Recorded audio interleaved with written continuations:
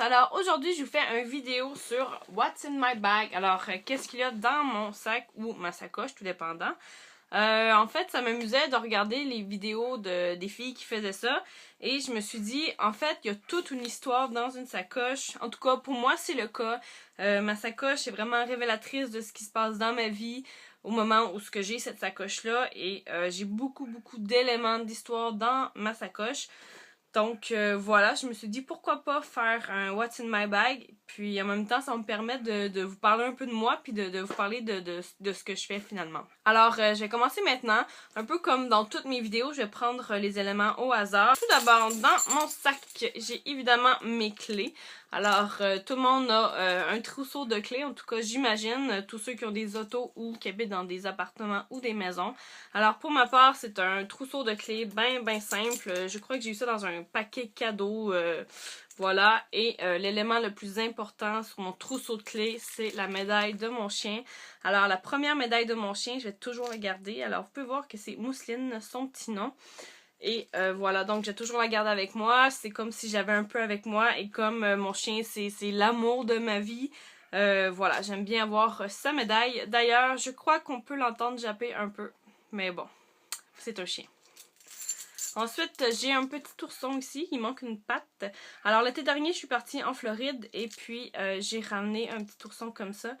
Mais honnêtement, je sais pas ce qui est arrivé, c'est un peu malheureux, mais voilà, je pense qu'il survit quand même. Ensuite, sac à crotte pour les chiens, les besoins du chien. Ensuite de ça, je suis un peu une accro à la crème, donc je traîne toujours des formats voyage, si on veut, des petits formats de crème dans ma sacoche. Ici, j'ai une crème à main Nivea lotion douce régénératrice pour peau sèche, je vous montre ça ici.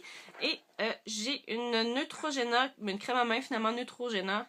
Donc voilà mes deux crèmes à main. Donc des petits formats, ça se transporte super bien dans une sacoche. Ensuite, j'ai mes vitamines C de Adrien Gagnon.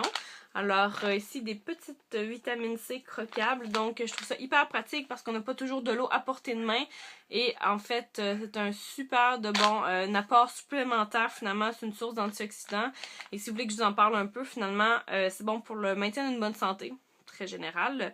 Maintien des os, du cartilage, des dents, ça sert à métaboliser les protéines, les lipides, donc voilà, c'est super, puis ceux-là c'est au bleuet sauvage. Donc voilà, je traîne toujours un paquet de vitamine C avec moi et puis j'en prends à l'occasion. J'essaie d'y penser le plus possible. Ensuite, bien entendu, mon portefeuille. Alors ce portefeuille-là, il est merveilleux, il est juste trop beau. C'est rare que je vais investir beaucoup d'argent pour des portefeuilles. Celui-là m'a coûté 25 $, je crois. Je trouve que c'est une somme énorme.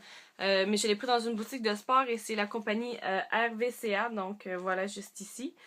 Et il y a un peu l'effet de peau de crocodile. Ici, on voit qu'il est brun et noir. Donc, c'est des couleurs que j'aime beaucoup.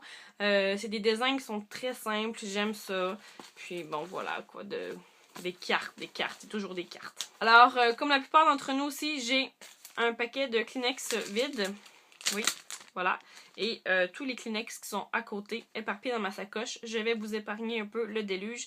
Et c'est aussi le moment pour moi de faire le ménage. Dans ma sacoche, j'ai mon iPod ici. Donc, toujours pratique. On sait jamais quand est-ce qu'on se retrouve seul ou si on a à marcher. Ou tout simplement si on a un petit moment où on se dit « Ah, j'aurais dû emmener mon iPod ou mon MP3. » Ça aurait été le bon moment pour écouter de la musique. Alors, j'essaie de toujours l'avoir avec moi. Donc, voilà. Et mes écouteurs qui sont toujours emmêlés. Parce que ça s'en mêle toujours et j'ai pas de petits bidules là, pour les maintenir en place. C'est pas grave, ça fait juste passer le temps. Et mes petits écouteurs ici en zèbre que j'adore beaucoup. Ils jouent très bien, donc c'est ça l'essentiel. J'ai aussi un surligneur. Je ne sais pas pourquoi j'ai un surligneur. La plupart des gens ont un crayon plomb ou un stylo, mais moi j'ai un surligneur. J'ai également trouvé un stylo, donc un stylo Bic très simple. Ce crayon-là, il a une drôle d'histoire. En fait, tout simplement, je l'ai trouvé en plein milieu du bois. Dans le parc national de Fundy au sud du Nouveau-Brunswick après 2h30 de marche. Alors il n'y avait pas de déchets du tout dans la forêt et puis on arrive à un moment donné et puis il y a ce crayon là. Je l'ai ramassé pour la cause écologique tout d'abord et finalement parce que c'est toujours agréable d'avoir un crayon avec soi. Et d'ailleurs je ne l'ai pas encore testé, c'est ce que je vais faire maintenant. C'est confirmé, il marche. Alors ici, chose un peu moins pertinente pour vous, mon bordereau de paye. J'ai juste pas fait le ménage encore. Ici, alors, j'arrive tout juste de la baie de Fundy, comme je viens de vous dire par rapport au stylo. Et je suis allée à Hopewell Rock. Alors, je sais pas si vous connaissez un peu. C'est là où il y a les fameuses roches à base de grès, finalement, qui s'érodent assez facilement avec l'eau. Donc, ça fait de super belles structures le long des côtes. Donc, c'est très impressionnant. Par contre, c'est hyper dangereux parce que c'est très fragile, donc ça peut facilement s'écrouler. Et puis, à Hopewell Rock, au sud du Nouveau-Brunswick, c'est là où il y a les plus grandes marées au monde. Donc, la marée recule très vite, mais elle monte très rapidement aussi. Donc, ce qui arrive, c'est qu'on peut pas nécessairement être là pour une longue durée. On peut facilement se faire emprisonner par la marée. Et puis, comme il y a les roches et l'eau, il n'y a pas vraiment moyen de monter si jamais on est pris par la marée. Donc, eux, avant d'aller sur le site, ils nous suggèrent de se trouver de repérer en fait une roche où est-ce qu'on pourrait facilement escalader au cas où on est pris par la marée. Donc, c'est super bien fait. C'est quand même cocasse. Je sais qu'il y a déjà des gens qui ont été pris par la marée là. Il y a déjà eu des noyades. Donc, c'est à prendre vraiment au sérieux. Mais sinon, quand on respecte bien les heures de visite, normalement, on n'a pas de problème. C'est sûr que la nature est très imprévisible, mais voilà, donc fermeture de parenthèse, c'est un très très beau site. Alors je vous montre ici mon ticket avec bon le site en général, les restaurants et puis les petites boutiques. Et ici on a bon le long de la côte où on peut marcher. Et ici ben, mon ticket de caisse. Je viens de trouver une autre crème à main, donc je vous montre ici. Alors c'est la compagnie Cake. Un sweet que ça s'appelle. Alors parfois une journée sans sucre, c'est un baume. Alors Cake font beaucoup de crème à main, ils font beaucoup de produits je crois pour le soin, les soins corporels finalement. Ça j'ai acheté ça chez Winners comme à l'habitude, mais ça fait un petit moment déjà et j'ai comme retrouvé, j'ai décidé de commencer à l'utiliser. Alors le packaging est super sweet, genre super doux, donc c'est très agréable. Et puis par contre la crème ne sent rien. Donc si vous êtes quelqu'un qui aime bien les crèmes sans odeur, c'est parfait pour vous. Alors celle-là c'est la crème veloutée pour les mains sans parfum. Donc tout simplement de la compagnie Cake. Alors ensuite j'ai trouvé une bavette, je vous la montre. C'est ma bavette de homard alors que j'ai eu un restaurant lorsque j'ai mangé du homard à Alma. Encore, donc qui est la ville où ce que je dormais, finalement en fait la ville, c'est plutôt un petit village où ce que je dormais pendant mon séjour au Nouveau-Brunswick. Et puis j'ai commandé du homard parce qu'il est moins cher là, vu que c'est beaucoup plus la pêche qui est l'économie de la région, si on veut. Donc, c'est sûr que les fruits de mer sont un peu moins dispendieux. Et surtout qu'on n'est pas dans la grande période touristique. Donc, c'est sûr qu'ils vont pas nécessairement jouer sur les prix pour faire plus d'argent, vu que c'est pas plus achalandé. Donc, voilà. Et ils m'ont donné la petite bavette. Et puis, je l'ai utilisée. Mais j'en ai pas mis partout, donc voilà. Et c'était seulement la deuxième fois de ma vie que je mangeais du homard. Et la première fois, quelqu'un l'avait déjà tout dépecé pour moi. Donc je me suis bien amusée et c'était quand même très délicieux. Alors ensuite de ça, j'ai trouvé des tonnes et des tonnes de genre de lip-seal, des baumes pour les lèvres, rouge à lèvres. D'ailleurs le rouge à lèvres que j'ai porté aujourd'hui, qui est le numéro 861 Taffeta de L'Oréal. Alors je vous montre ça ici. La couleur que vous voyez sur la petite pastille est pas mal représentative de la couleur du rouge à lèvres. Idéalement c'est ce qu'ils essayent de faire. Donc voilà, on n'en manque jamais assez. Et puis moi je suis du genre à toujours fouiller au fond de ma sacoche si jamais en trouver un. Même si j'en ai 4-5 là. Je sais pas si c'est votre cas, mais c'est le mien. Alors ensuite, j'ai ici un de mes parfums préférés au monde entier. C'est le Amor de Cacharel. Alors voilà, malheureusement c'est un petit échantillon, parce que ben, un échantillon en fait, c'est pas un échantillon, c'est un parfum à part entière, sauf que c'est vraiment un mini format. Il m'a coûté quand même 20$ en spécial. Je veux dire, c'est pas énorme, mais maintenant en spécial dans les pharmacies, on peut facilement avoir des parfums pour 20$ et des gros formats. Alors souvent c'est les formats qui sont discontinués. Et voilà, dans ce cas-ci, c'est un format de 24 ml. Non, c'est pas vrai, 30 ml. Et voilà, donc c'est tellement une odeur qui est à peine descriptible finalement parce que ça sent juste trop bon. On dirait un mélange de musc, on dirait que c'est un petit côté floral aussi. Je sais pas comment décrire cette odeur-là. Ça sent très bon et ça sent longtemps sur la peau aussi. Et voilà, donc je vais tout faire dans ma vie pour en trouver un format plus gros. Je sais qu'il se fait sur Internet. En fait, il se vend sur Internet. Mais jusque maintenant, en ville, j'en ai pas encore trouvé. Donc voilà, je vais continuer mes recherches.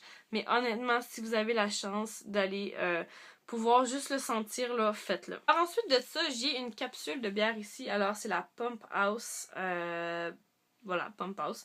C'est en fait le nom d'une bière que j'ai goûtée au Nouveau-Brunswick. Alors c'est une bière qui est faite à Moncton, donc la ville de Moncton. Et c'est une bière qui est à base de bleuet, donc elle est vraiment excellente. C'est une bière qui est bien pétillante. Elle goûte pas beaucoup, mais en fait elle goûte le bleuet, mais je veux dire c'est pas comme si on avait l'impression de boire du jus de bleuet, vous comprenez? Donc le pétillant prend beaucoup la place et c'est juste bien équilibré. Honnêtement, je suis pas une fan des bières aux fruits, mais celle-là elle était très bonne. Et en plus c'est une bière qui est relativement locale parce qu'en fait l'endroit où ça a été produit, c'était à 45 minutes d'où ce que je dormais à Alma. Et j'aime bien encourager le commerce local lorsque je voyage, donc voilà. Et en fait, pourquoi j'ai ramené ici la petite capsule, c'est pour essayer d'en trouver d'autres, plus facilement.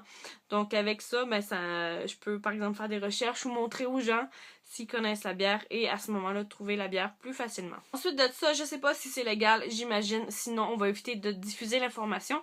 J'ai ramené ici des petits fragments de roche en fait de la plage au Poil-Rock. Et c'est des fragments de grès, donc je les garde avec moi. J'étudie en géographie, donc pour moi c'est quelque chose qui est assez fascinant. Alors je les garde et puis c'est un souvenir aussi. Finalement, un plaster. C'est toujours pratique d'avoir un plaster. Voilà, des fois on essaye d'avoir des trucs plutôt utiles dans la sacoche. Finalement, quand on a besoin de quelque chose, on ne le retrouve jamais. Et des fois, on met des trucs complètement inutiles dont ça ne servira jamais. Mais je pense que l'idéal, c'est d'essayer de bien doser ça. Et quand on met quelque chose qu'on trouve pas nécessairement pratique tout de suite, ben ça peut être bien de le laisser parce qu'on sait jamais quand est-ce qu'on va en avoir besoin. Alors, je peux vous parler un peu de ma sacoche aussi, parce que tant qu'à parler de ce qu'il y a dans mon sac, je peux aussi parler de ma sacoche. Alors, celle-ci, c'est une sacoche que j'ai trouvée chez moi. Elle semblait appartenir à personne. Je sais que ma grand-maman qui voyage beaucoup et elle achète des trucs, mais tout le temps. Puis, c'est le genre à nous faire des gros sacs de débarras, puis nous donner toutes sortes de trucs, mais parfois, il y a des trucs vraiment beaux. Donc, j'ai l'impression que cette sacoche-là provient de ma grand-maman parce qu'il n'y a personne ici qui l'avait comme vue. Donc, je me la suis comme procurée finalement. Alors, cette sacoche-là, je doute qu'on va voir à la caméra, mais c'est de la compagnie Cassidy, ou en tout cas de la marque Cassidy, je ne connais absolument pas. Et c'est fait à 100% de cuir de vache finalement. Je ne suis pas et j'encourage pas du tout le commerce de peau et de fourrure et tout ça. Malheureusement, c'est dommage parce que, bon, c'est une sacoche qui est faite en cuir d'animaux. J'ai pas l'habitude, c'est ça, d'encourager ce genre de commerce-là, mais là, je l'avais à la maison. C'est sûr que le cuir, ça a un grand avantage d'être beaucoup plus résistant à long terme que l'espèce de petite cuirette, le faux cuir. Donc là-dessus, c'est un plus et je suis pas du genre non plus à acheter des sacoches et à les jeter après 2 semaines d'utilisation. Donc mes sacoches, je les dure très longtemps. J'utilise très longtemps. Et en plus, celle-là, elle est vraiment très belle. Peut-être que vous n'avez pas trouvé qu'elle est belle, mais moi, c'est vraiment mon style de sacoche. C'est très simple. C'est dans les tons de terre. Et puis voilà. Donc moi, c'est complètement ce qui me correspond. Donc c'est une des raisons pour laquelle j'utilise cette sacoche-là, même si elle est faite de cuir. Donc voilà. Alors c'est tout pour What's in my bag pour le moment. Éventuellement je pense que je vais vous en refaire un parce que c'est quand même bien. J'arrive à me remémorer certains souvenirs ou en même temps ben, ça vous apprend vous à me connaître selon ce que je traîne avec moi. Donc on se revoit bientôt pour une autre vidéo. Bye!